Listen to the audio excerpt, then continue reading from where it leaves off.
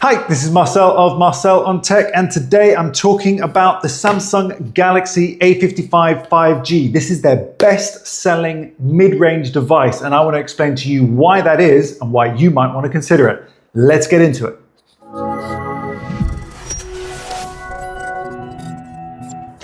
Okay, so we're going to take a closer look at the Samsung A55 5G. Now, first of all, I went for the awesome yellow. Everything from Samsung at the moment is awesome. Nothing like being a little bit modest, but this is the awesome yellow. I haven't seen very many reviewers using this. I actually quite like that shimmer on there. That's quite a nice, unique look as well. So let's take a little look around the design a bit closer.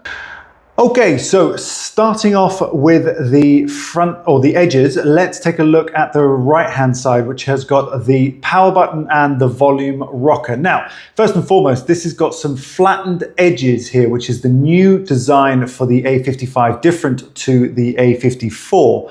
Now, this is incredibly similar to the iPhone in the sense that it has these sharpened flat edges to hold on to, but it comes at a price because this is actually surprisingly sharp. To hold on to like so, you can actually really feel the sharp edges. Now, some people might like that. Other people might take a little bit of getting used to. The only place where it's actually rounded is where the volume rocker is and the power button, but you're not actually going to use that area very much. So that's actually quite a unique sort of design. I don't dislike it, but I'm surprised at how sharp it is when resting in the palm of your hand. So it's not necessarily the most comfortable, but it does come bundled in with a plastic condom case, which isn't too bad.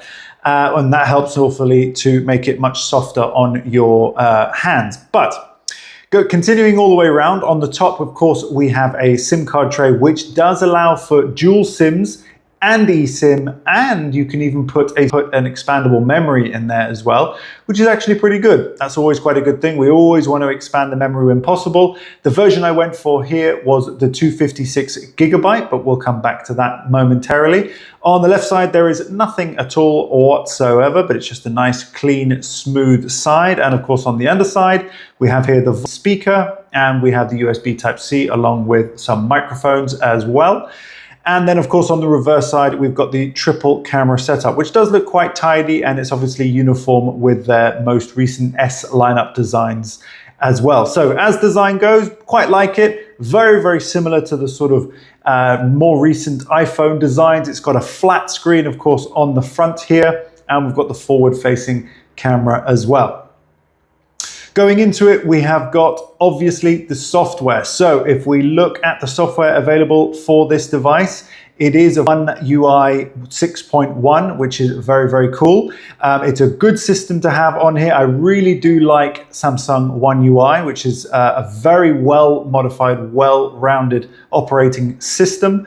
And it does allow for certain things such as the AI integrations, but this does not have the same level of AI integrations that you will find, for example, on the S10 Ultra tablet that I have here actually underneath it, which I'll be reviewing very, very soon, or indeed any of the S lineup flagship phones as well, like the S24. It doesn't have that level of AI smarts, but it does allow you to do some nice wallpapers, for example, here using AI tech and so on. But it is not as detailed as some of the other flagship devices. So there are limitations, certainly in terms of the software, but there's very, very familiar if you're used to Samsung software. And of course, you can always unlock its potential by getting the Good Lock app, which I would highly recommend. If you like versatility, you can install the Good Lock app and you can make this device look and feel however you want it to, and it works really, really well. But the custom or the standard software that comes with it as 6.1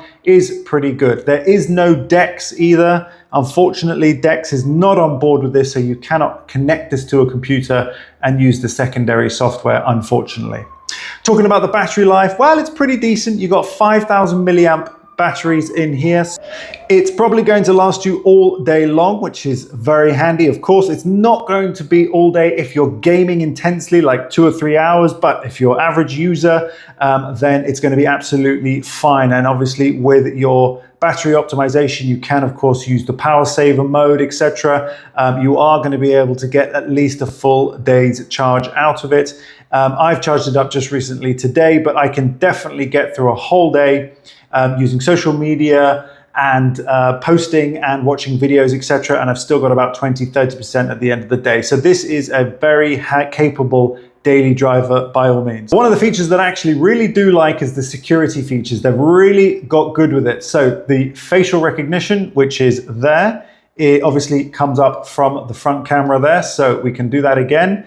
If we just pop it there, I've got this camera in front of me, but it is recognizing my face without the fingerprint ID, and it works really, really well and is usually a little quicker than that, but I've got something in front of my face at the moment, but it works really, really nicely. And then of course you do have on-screen fingerprint reader as well, which again is very reliable, nice and quick. I also like the positioning of that. It is nice and low on the screen. So that is very, very handy to have there. You can see it.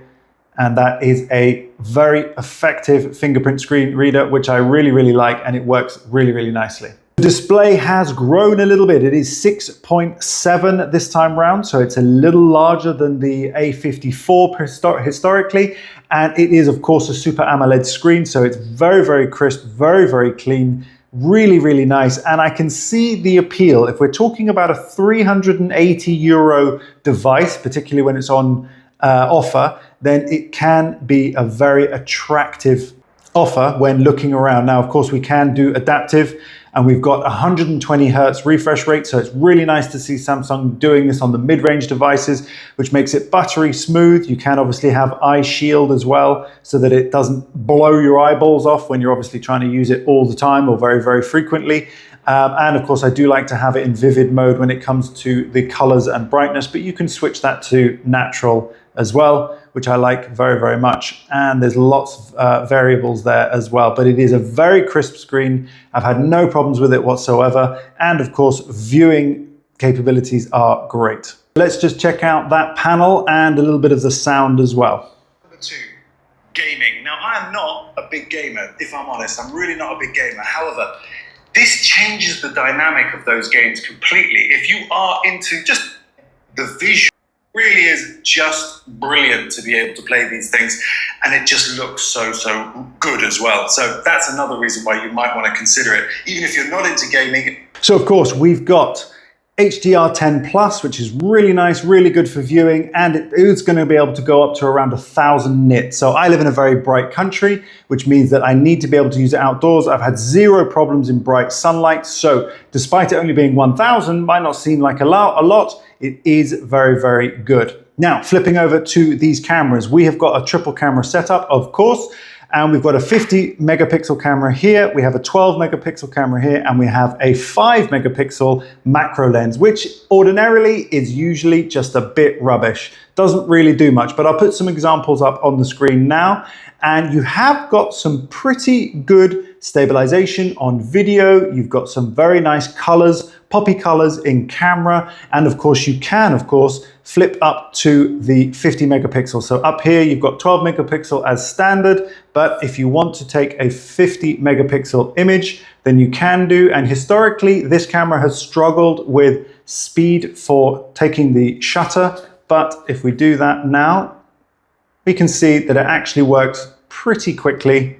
And then of course, if we've taken a 50 megapixel image, chances are it's going to be very, very zoomable. As you can see, as the light is not very, very bright here, it's not absolutely crispy clear, but you can get some very good images that you can then zoom in on really, really extensively with that high megapixel count. So it does work very, very nicely as well. So the camera is decent, definitely a mid-ranger, but for your average user, it is definitely going to be sufficient. And of course, if you're flipping over to video, you can of course film in 4K with 30 FPS as well, which is pretty good. And obviously certainly enough for your average user as well. So in conclusion, this is a good mid-range device, and it does explain why they are so popular. They sell more of these devices than almost any other device because it is affordable, it has an excellent screen, good battery life, and very acceptable cameras as well. So if you're looking to get this one, please consider using the link in my description because that is an affiliate code and it helps out the channel a lot. But otherwise, if you've got any questions or if you've got one of these, I'd love to know what your favorite features are. And if there's anything in particular about this device that you'd like to know more about, please do put a comment and we'll put it together and we'll answer that together. Otherwise, I hope you have a very happy festive period and I'll see you very, very soon in my next one, when, of course, you can expect some more from the likes of the Samsung S10 Ultra and others coming soon. Thank you so much. Bye-bye for now.